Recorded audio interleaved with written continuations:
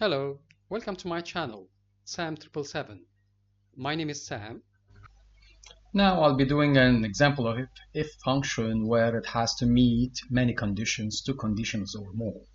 It's also called if and or you can name it also if function with many conditions. Let's say I'm going to do the example. Let's say we want to get the target sale if we have the unit sold is greater than 5,000, and also at the same time the total sale has to be greater than 10,000. We have done this example before just only for total sale greater than 10,000. Now we have two conditions has to be met. So in order to do so, okay, we have here the target sale, we have the total sale, and the unit sold. I'll write here equal if function, open the parentheses, and I'll write now and, because we have to meet many logical tests, and then I'll open parentheses. He'll be asking me about the first logical test and second logical test. The first logical test, we have unit sold has to be greater than 5,000.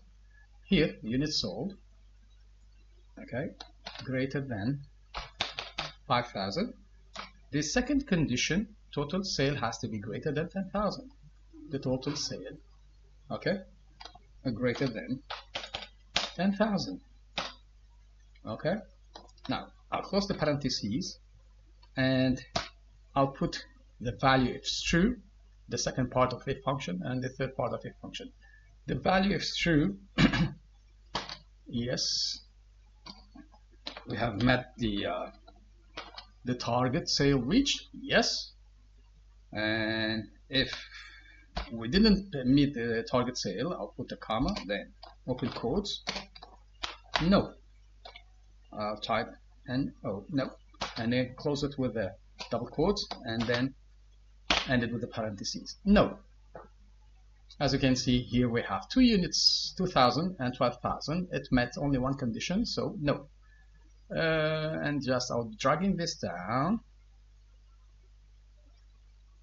As you can see, some of them has met the two conditions. This has met, didn't meet the two conditions, even though this one and this has met the two conditions.